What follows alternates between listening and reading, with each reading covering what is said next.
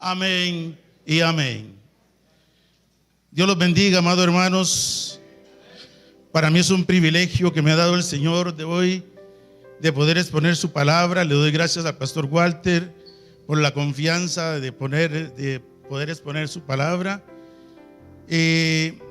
Antes de comenzar, hermanos, voy a hacer un recordatorio. Cuando yo tenía 15 años más o menos, en el año 73, que ya tenía uso de razón, que ya estudiaba, trabajaba, y comencé a ver una iglesia donde todos los católicos se burlaban de ella, porque en ese tiempo era muy poca la iglesia cristiana. Pero hubo un avivamiento en ese momento y comenzó la iglesia cristiana a crecer. Comencé a ver mucha gente burlándose cuando ellos lloraban en los cultos, cuando ellos danzaban, alababan a Dios. Yo no entendía, pero siempre he respetado. Siempre respeto a cada una de las personas y sus pensamientos. Yo nada más me preguntaba, ¿por qué hacen eso, Señor? Y ellos se conocían por su manera de vestir. Las hermanas con sus enaguas largas, con sus blusas bien tapaditas, las jóvenes también, los jóvenes, y esperaban cualquier momento para predicarle la palabra a uno. Cuando uno pasaba le decía: Cristo le ama. Cuando ellos se ponían a hablarle de la palabra. Hoy en día vemos algo diferente. Hoy en día vemos cómo la iglesia se confunde con el mundo, como el mundo ha venido superándose, que si se podían permitir que nosotros trajéramos en nuestros celulares la palabra de Dios, en la tablet de una computadora. Ahora la tecnología se está dando por todo lado. Estaba orando y le pido, y estaba oyendo a ellos hablar, y me dice el Señor: si tú tienes la palabra en el celular, esto te va a distraer. ¿Por qué? Porque de un momento a otro nos va a llegar un mensaje de WhatsApp, nos va a llegar un mensaje de Facebook, y no nos va a dejar estudiar y escudriñar la palabra de Dios. ¿Qué es lo que fortalece a los cristianos, hermanos? ¿Cuál es nuestra fortaleza? Cristo. ¿Por medio de qué? Por medio de la palabra. Cuando yo veía a esa gente que a veces estaban a las 5 de la mañana vigilando, los veíamos ayunar. Yo no comprendía eso, yo no sabía qué era eso. Yo nada más los veía. Qué hermoso. Cuando llego al Señor, estoy en mi trabajo, tengo un compañero, un médico que es cristiano, pastor de jóvenes de Oasis de Esperanza, y comienza a hablarme de la palabra, y comienza a decirme: léase el libro de Juan. Comienzo yo a leer el libro de Juan, y comienzo a tener un toque especial de Dios en mi vida. Y le digo: pero es que yo quiero, el día que me convierta, ser un cristiano de verdad, no ser como muchos hipócritas que andan con una Biblia y dicen adorar a Dios y amar a Dios, y hacen todo lo contrario a lo que la palabra les manda. Lo digo porque lo he visto, no lo digo porque lo estoy inventando. He visto como un hombre, cuando usted lo veía, estaba con todos los compañeros de la clínica en una pura risa. Digo: ¿qué está pasando aquí? Y cuando me pongo a ver este hombre contando chistes vulgares, y se paraba en el altar a alabar a Dios. Cuando nosotros no tenemos conciencia de las consecuencias que el pecado trae en nuestras vidas, estamos jugando con nuestra salvación. Conocí a un hombre lleno de Dios. Hemos conocido en el transcurso del tiempo hombres que si hay grandes predicadores, cuando ustedes lo ven, ellos tienen un don especial y comienzan a predicar la palabra y son buenos oradores y comienza a decir la gente aleluya, amén, y mantienen despierto a todo el pueblo, aún predicando 1 hora, 2 horas, porque tienen facilidad para hablar. Hombres que oran y meten al pueblo en oración. Hombres que han tenido una comunión con Dios. El problema de nosotros, hermanos, es cuando descuidamos esa comunión con Dios. Cuando nosotros dejamos de leer palabra, cuando nosotros dejamos de hablar con Dios orando, porque cuando oramos no es repetir, hermano, es hablar con Dios. Es decirle: Señor, yo soy un hombre débil, tengo muchas debilidades, pero necesito que tú me ayudes, que tú fortalezcas mi vida. Tú que conoces todo mi ser, ayúdame a ser diferente, a cambiar cada día. Y este hombre tenía una familia muy hermosa. Su esposa servidora en la iglesia. Tenía 2 hijos hermosos que iban a la iglesia.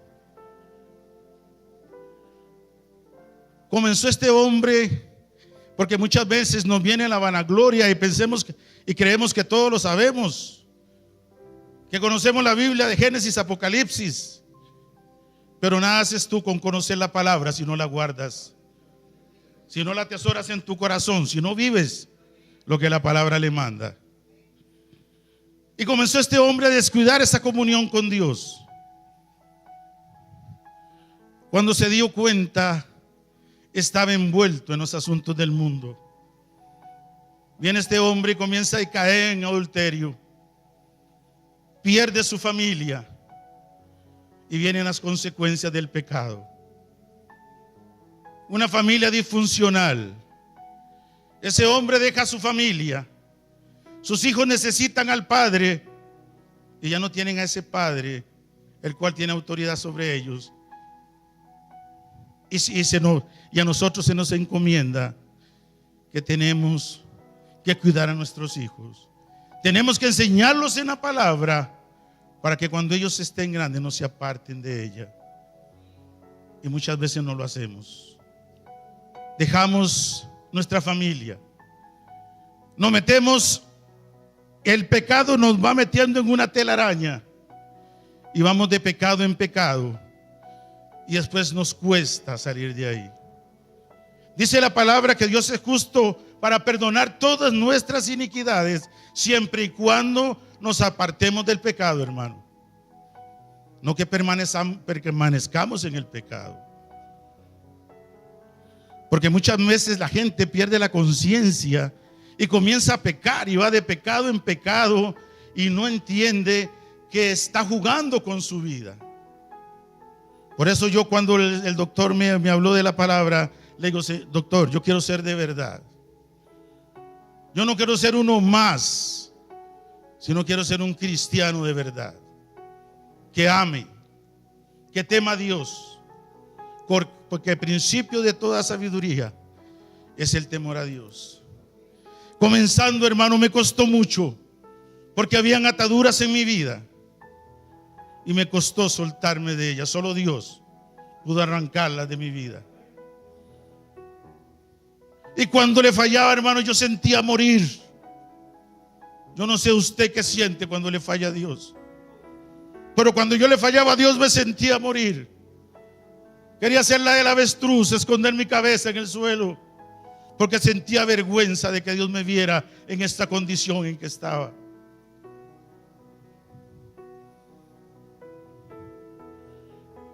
Le digo: Dios, ayúdame, porque yo no quiero pecar.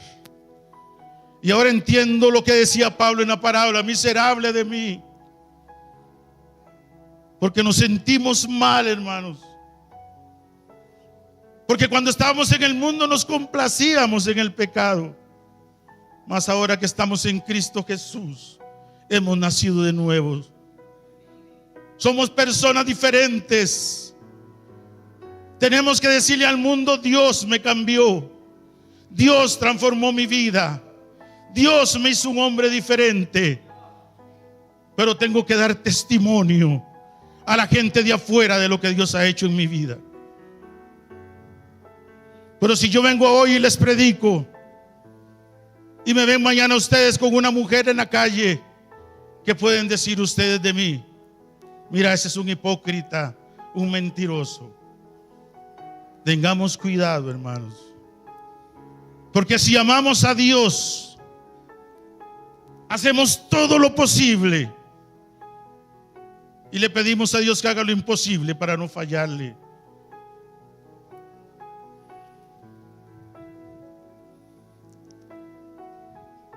Viene este muchacho y comienza a enredarse. Se divorcia de su esposa, se casa con otra mujer, tiene otra familia, ya tiene una pensión, tiene otra familia. Se apartó de su esposa conociendo la palabra, y ahora no vive con ella, ahora tiene 2 pensiones y vive solo. Porque el pecado te lleva de pecado en pecado, el pecado te arrastra y te destruye. Un día de estos viene y me cuenta una madre: es que viera qué alegre que estoy, le dice una señora de la iglesia a otra señora que está en la iglesia, porque mi hija está embarazada de su hijo. Dios, ¿dónde está la autoridad de los padres? Padre, ¿dónde está nuestra autoridad hacia nuestros hijos? ¿Cómo es posible que nosotros, conociendo la palabra, estando en la iglesia, permitamos que nuestros hijos tengan relaciones sexuales y no le digamos qué consecuencia les puede traer esto?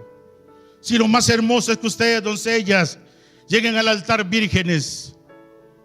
Qué hermoso es cuando una mujer se guarda para Dios y llega virgen al matrimonio. ¿Qué es lo que está pasando, hermanos? ¿Será que perdimos la autoridad los padres y ahora los hijos tienen autoridad sobre los padres?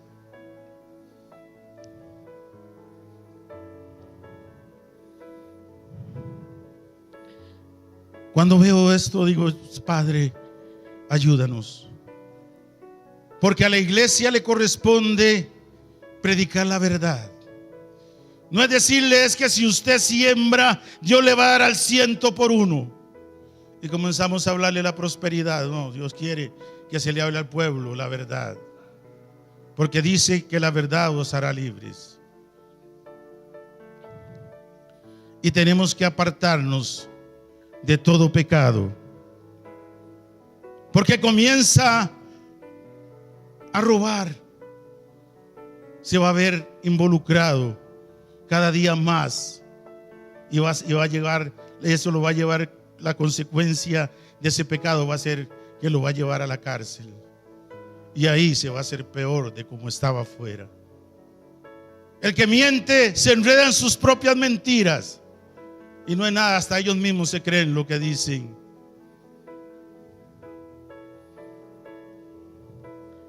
El que anda en chismes tiene un corazón lleno de odio, división.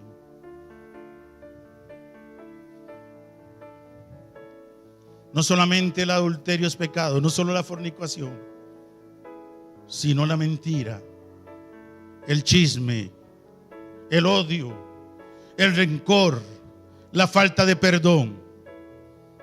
Tenemos que pedirle a Dios que nos ayude, que nos cambie, que nos transforme, porque Dios quiere un pueblo que camine en santidad, que sus vestiduras sean blancas, porque dice Gálatas 6, 7, 8: todo lo que el hombre sembrare, eso segará. El que siembra odio va a recoger odio. El que siembra amor va a recoger amor. Tengamos mucho cuidado, hermanos. Vamos a poner un ejemplo de las consecuencias del pecado que tuvo David. Aconteció al año siguiente, en el tiempo que salen los reyes a la guerra, que David envió a Joab con él y a sus siervos y a todo Israel, y destruyeron a los amonitas y guiaron y situaron a Rabá. David quedó en Jerusalén. Primer error de David. Todos los reyes fueron a la guerra y él se quedó en Jerusalén. Si él hubiera estado en medio de la batalla, él hubiera estado en comunión con Dios, diciéndolo: Dios, guíanos a la victoria, Señor. Pero viene David y se queda en Jerusalén. Dice el verso 2: sucedió un día, al caer la tarde, que se levantó David de su lecho y se paseaba sobre el terrado de la casa real, y vio desde el terrado a una mujer que se estaba bañando, la cual era muy hermosa. Envió David a preguntar por aquella mujer, y le dijeron: aquella es Betsabé, hija de Elián, mujer de Urías Eteo. Comenzó David a codiciar a aquella mujer, la hermosura y la belleza de aquella mujer. Porque muchas veces los hombres tenemos la codicia por medio de la vista, de lo que vemos. Y comenzó a codiciar a aquella mujer y la mandó a llamar, dice la palabra. Y quiere tapar el pecado que había cometido humanamente. Y manda a llamar a Urías. Manda una nota a Joab para que le mande a Urías. Muy vivo David. Dice: bueno, ahora me traigo Urías. Ahora lo mando para la casa para que él tenga relaciones con su mujer y así poder decir: bueno, Betsabé se embarazó de Urías. Vemos, hermanos, cómo David quiere solucionar esto humanamente y se enreda en el pecado. Lo que no contó él era que Urías era un hombre fiel a su rey y al pueblo de Israel, y no quiso ir y no descendió a su casa, sino que se quedó durmiendo a la puerta del rey. Y David quiere volverlo a involucrar, y entonces manda a manjar y lo emborracha. Y aún así Urías duerme con sus siervos ahí. Al ver David que no había logrado el propósito de haber engañado a Urías, le manda una carta a Joab para que lo ponga al frente de la batalla. Viene David y comienza a planear la muerte de Urías por no tener abstenencia. Porque dice la palabra que nos ha sido dado un espíritu de valentía, no de cobardía, de dominio propio. Pero dejamos de orar, dejamos de alabar, dejamos de glorificar el nombre de Dios y somos tentados por el maligno y caemos en pecado. Como él no puede hacer que Urías descienda a estar con su mujer, entonces lo manda al frente de la batalla para que Urías muera.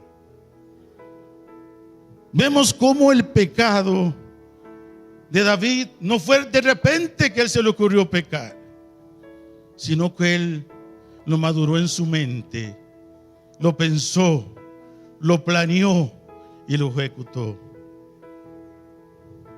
No es que de un momento a otro David peca, no, sino con alevosía, diríamos muchos, dirían abogados, con premeditación planeó su pecado. Y ya David no solo fue un adúltero, sino que se convirtió en un mentiroso y en un asesino. Vea cómo se fue enredando David en su mismo pecado. Un pecado lo lleva a otro pecado. Dice la palabra: Jehová envió a Natán a David, y viniendo a él le dijo: había dos hombres en una ciudad, el uno rico y el otro pobre. El rico tenía numerosas ovejas y vacas, pero el pobre no tenía más que una sola corderita, que él había comprado y criado y que había crecido con él y con sus hijos, juntamente comiendo de su bocado y bebiendo de su vaso, y durmiendo en su seno, y la tenía como a una hija. Y vino uno de camino al hombre rico, y éste no quiso tomar de sus ovejas y de sus vacas para guisar para el caminante que había venido a él, sino que tomó la oveja de aquel hombre pobre y la preparó para aquel que había venido a él. Entonces se encendió el furor de David en gran manera contra aquel hombre y dijo a Natán: vive Jehová, que el que tal hizo es digno de muerte. Viene David y se condena a sí mismo. Y debe pagar la cordera por 4 tantos porque hizo mal tal cosa y no tuvo misericordia. Entonces dijo Natán a David: tú eres aquel hombre. Amén. Vemos cómo Natán comienza a contarle una historia a David. Y David dice: ese hombre tiene que pagar 4 veces. Y viene y recibe el castigo David. Primero, la muerte de su hijo, el hijo de Betsabé. Y lo más doloroso para David es que si un niño nace y muere, no hay tanto dolor. Pero como ese niño duró 7 días, entonces hubo dolor en el corazón de David. Y dice que David ayunó y oró y se postró en suelo, pidiéndole a Dios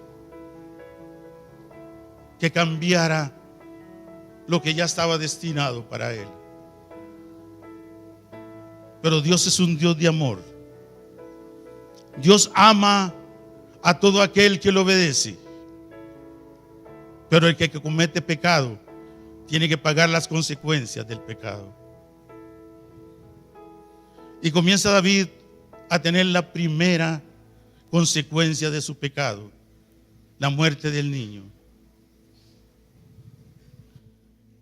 Después viene Amnón y se enamora de su hermana Tamar, porque era una mujer bella, hermosa. Y dice que tanto la codició y la deseó que hasta se enfermó. Porque muchas veces nosotros, cuando deseamos a una mujer, cuando comenzamos a codiciar a una mujer, hasta nos enfermamos, hay lujuria. Y comenzamos a planear muchas cosas para poder conquistarla. Y viene Amnón y planea quedarse solo con Tamar y viola a su hermana. Dios, amadas hermanas, bien, doncellas, tengan cuidado con nosotros los hombres. Tengan cuidado, porque hay mucho hombre. Si a ti te pretende algún muchacho de la iglesia, si ese muchacho te respeta, te cuida, es porque te ama. Pero cuando viene un hombre y anda detrás tuyo y te pide pruebas de amor, ese hombre no te quiere, sino que está deseando estar contigo un instante para después aborrecerte y despreciarte. Y no solo eso, hermano, que si llegan a tener una relación puede haber consecuencias, porque puede haber un embarazo y ahí se va a enredar más el pecado en ustedes. Tengan mucho cuidado, hermanas, cuídense. Y se dolió David por lo que Amnón había hecho con su hermana. Ya van 3 consecuencias del pecado de David. Absalón se rebela contra su padre para arrebatarle el reino, diríamos ahora, derrocarlo. Entonces vemos cómo David comienza a tener esas consecuencias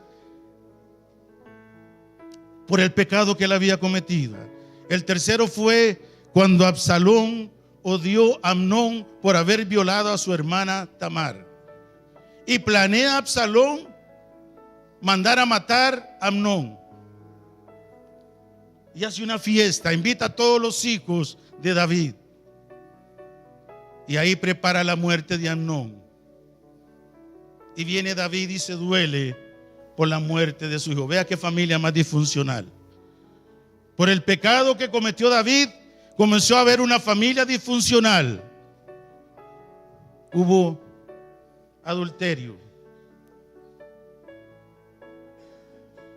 Primer pecado, adulterio. Después, mentiroso David. Planeó el asesinato de Urías. Y después tuvo las consecuencias que vemos que van aconteciendo en la vida de David. Y viene David y llora de ver que su hermano Absalón manda matar a su hijo Amnón. Entonces Absalón mata a su hermano por el odio que tenía por haber violado a Tamar. Y por último se rebela Absalón contra David. David podía haberlo destruido porque tenía un ejército que él mismo lo instruyó, y eran 300 hombres que eran buenos para la guerra. Él lo pudo haber destruido, pero viene David y comienza a huir de Absalón, como cuando comenzó a huir de Saúl. Comienza a esconderse de su hijo. Y después Joab ve el momento apropiado y mata a Absalón. Entonces el rey se turbó y subió a la sala de la puerta y lloró. Yendo decía así: hijo mío Absalón, hijo mío Absalón, ¿quién me diera que muriera yo en lugar de ti? Absalón, hijo mío, hijo mío. Vemos el lamento de David por la muerte de Absalón.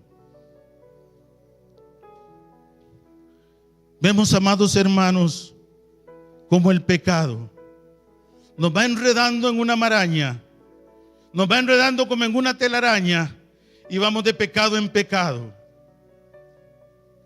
Y no vemos el sol en nuestras vidas. Recuerdo en el tiempo que no conocía al Señor. En aquel tiempo era diferente, hermanos, porque yo no lo conocía a Él. Me había criado en una iglesia que decía que si yo oraba y me confesaba, empataba, entonces no había problema. Entonces me acostumbré a vivir así. Llegaba, pecaba, me confesaba ante el cura y ya sabía que rezaba 3 Padres Nuestros, 3 Ave Marías y estaba perdonado. No tenía conciencia de lo que hacía. Pero cuando llego al Señor, se me quita la venda que tengo en mis ojos y comienzo a comprender la palabra, y la palabra me dice que sin santidad yo no podré ver a Dios. Vamos a irnos a Gálatas 6, 7 y 8, hermanos. Dice la palabra: no os engañéis, Dios no puede ser burlado, pues todo lo que el hombre sembrare, eso también segará. Porque el que siembra para su carne, de la carne segará corrupción. Mas el que siembra para el Espíritu, del Espíritu segará vida eterna. Dios no puede ser burlado, amado hermano, porque todas las cosas han de ser manifiestas. Nadie puede ocultarse de Dios. Todo lo que nosotros hagamos, bueno o malo, vamos a recibir recompensa por lo que hemos hecho. Yo no quiero perder mi salvación. Yo no sé usted, hermano, pero mira a mí cómo me preocupa perder mi salvación. Todos los días le pido a Dios que me ayude, porque soy hombre, soy débil. Necesito de Él, porque sin Él no soy nada. Solo con ayuda de mi Padre puedo vencer la tentación, puedo vencer el pecado. Puedo decirle: hasta aquí tú me has ayudado, Señor, y espero que el día de mañana sea mejor que el hoy. Porque tenemos que ir creciendo, hermanos, tanto en conocimiento como en una comunión constante con Dios. Que en todo momento donde estemos, que en todo momento donde andemos, siempre la palabra esté de continuo en nuestros labios. Que estemos alabando el nombre del Señor, porque la alabanza nos llena, la alabanza nos llena, y podemos sentir el mover de su Espíritu en nosotros. Pidámosle a Dios, amados hermanos, porque con el testimonio que tú tienes es que vas a ir a predicar afuera. No tengamos una doble personalidad. Una cosa, seamos siempre lo que somos aquí en la iglesia, seamos en nuestro hogar, seamos con nuestros vecinos, seamos con toda la gente que compartimos a diario en nuestro trabajo. Porque dice la palabra: este pueblo de labios me honra, pero su corazón está lejos de mí. Amamos a Dios, amamos al prójimo. Muchos dicen: mira, es que verá que yo sí que era bueno, yo era muy bueno, pero de un momento a otro tuve un problema. Y en un momento de ira maté a una persona y ahora está en la cárcel. No pudo dominar la ira. No le pidió a Dios que le ayudara a dominar su ira, a echar fuera toda ira, toda contienda de su vida. Es que yo sí era bueno, dice. Y bueno, solo Dios. Nosotros estamos aquí para pedirle a Dios todos los días por cada uno de ustedes, hermanos, y para que ustedes oren por nosotros también, porque necesitamos de la oración de ustedes. Que nadie tenga el espíritu de Absalón, que quiera conquistar a la iglesia. Y a veces vienen y piden un consejo, y vienen y dan un consejo a una persona. ¿Y qué le dijo el pastor? Uy, qué bárbaro, ¿cómo le dijo el pastor eso? No tengan el espíritu de Absalón, no se rebelen contra las autoridades de la iglesia. Porque si Dios lo puso al pastor Walter y a la hermana Raquel, ellos nos han dado testimonio de que son un hombre y una mujer de Dios. Y ellos son puestos aquí por Dios. Tengamos mucho cuidado. No queramos hacernos muy populares, hermanos, porque el único popular es Cristo. A Él le debemos todo. A Él le debemos la vida. A Él le debemos todo lo que somos hoy. Es gracias a Él. Mire cómo sufrió Absalón por la muerte de su hijo. David por la muerte de su hijo Absalón. ¿Cuánto más cree usted, hermano, que sufre Dios cuando nos ve pecando, cuando nos ve desobedeciendo, cuando Él nos advierte que estamos en peligro de muerte? Porque si fuera que hoy no muriéramos y no fuéramos al cielo, qué hermoso sería, hermano. Yo le diría: Señor, llévame ya, quiero irme contigo. Pero si ando en pecado, hermano, ¿habrá un mañana para mí? Puede ser que no haya un mañana, que al salir de este lugar tenga un accidente y muera, que al ir de camino al trabajo tenga un accidente y no vuelva a mi hogar. ¿Y cómo está mi condición con Dios? Cuando entre al tribunal de Dios, ¿qué le voy a decir? Señor, no me diste tiempo. Y Dios te dio todo el tiempo mientras estuviste en la tierra. Lo que pasa es que no lo aprovechamos, hermano. ¿Cómo estoy caminando en este camino? Que Dios los bendiga, amados hermanos, y que el poder de Dios y la paz de Jesucristo esté siempre con todos nosotros. Dios los bendiga, hermanos.